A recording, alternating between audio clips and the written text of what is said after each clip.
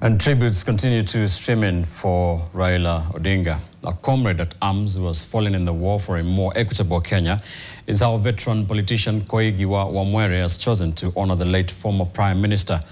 Both Koigi and the late Raila Odinga were detained in the clamor for multi-party democracy in the 80s and 90s, with Koigi calling out leaders who opposed the late premier while alive but are now singing his praises as hypocrites. Koigi spoke to with NTV's South Rift editor Bridget Ngana in Nakuru County. Thank you so much, Mr. Koigi Wamwere, for speaking with us. And we are here because of the demise of the former Prime Minister, Right Honorable Raila Odinga, who we believe was somebody you interacted with in your fight for multi-party democracy. Maybe you could start by issuing your condolences, and then we'll get into the meat of the matter. The loss of Raila Odinga is a huge loss to the family and even to the nation. And so I wish to offer my condolences to the whole family, to his friends, comrades, and other people with whom he has lived his life. He is greatly missed, and will be greatly missed by many people. So my condolences go to the family. Unfortunately, his father is also not there. He used to be a political friend. We hope that the family will get the strength it needs to overcome the loss of their member. So what do you remember about Raila, and maybe what was your first instance or impression when you met him for the first time? Raila was easy to notice because his father was very popular. He is the one who had written that book, Not Yet Uhuru, which was an explanation of what was wrong with the Kenyan system. And he was, at that time, there was the denial by the government that there was anything wrong with the system. It was easy to see what was wrong with the system. So when I met him, we also agreed that to change the system, we needed to be active and come together, study. And Raila used to come, he used to belong to the same study group with myself. And so we would meet at Kenyatta University, and we would study some political literature, and then we would agree to meet again and to recruit as many people as possible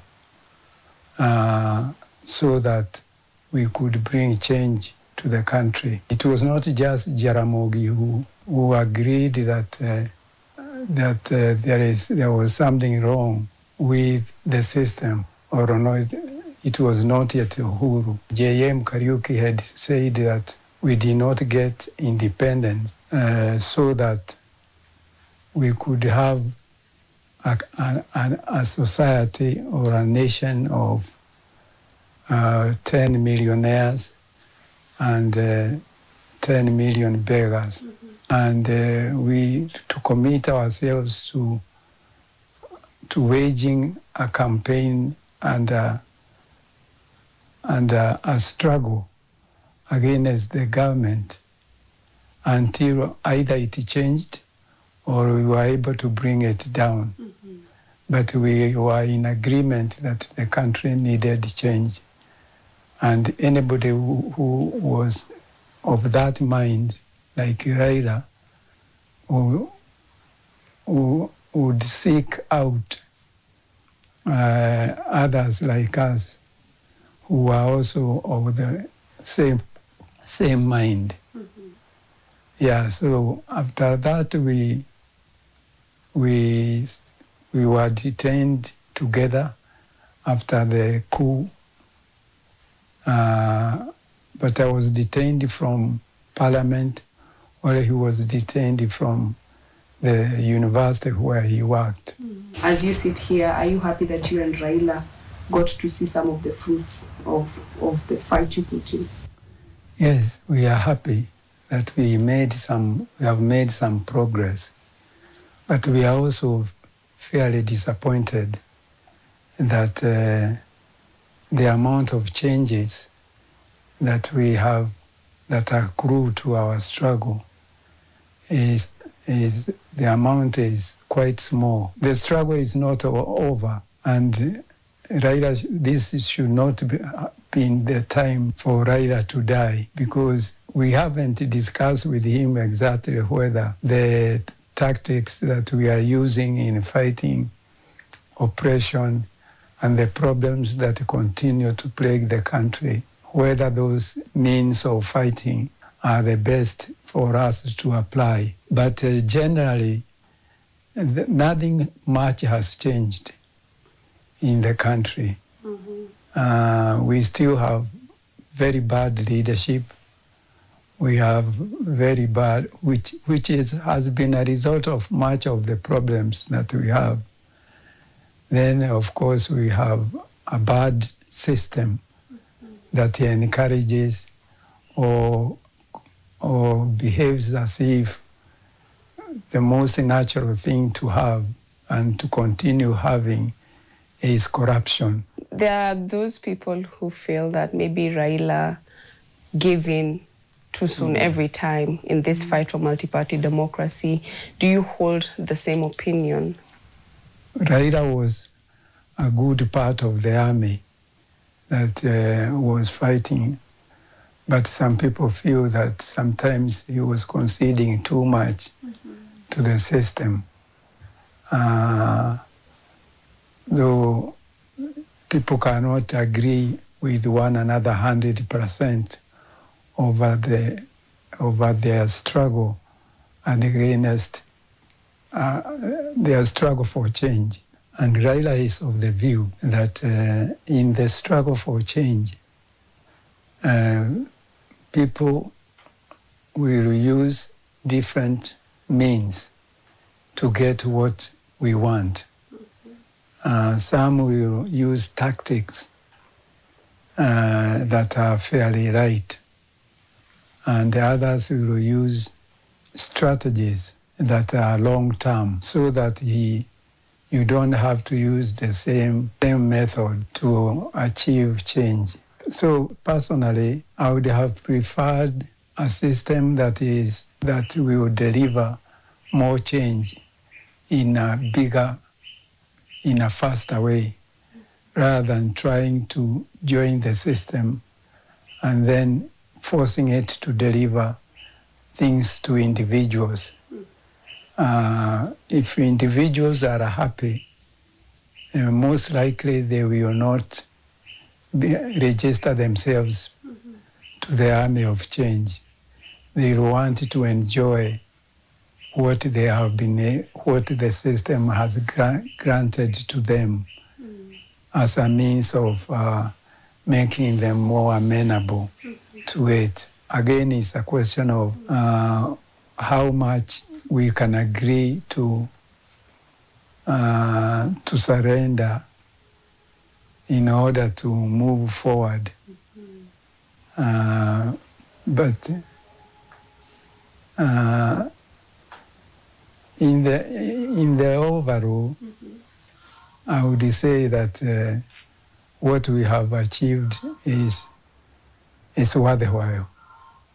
It is better if you compare the torture and the cruelties that a house like this has seen in the course of our life since independence. Most of our institutions will tell you that there has been more betrayal than concessions coming from the system. And that's why our system destroys people like us or people like Raila, because some of the things that have destroyed, that probably made Raila sick, are the same systems that killed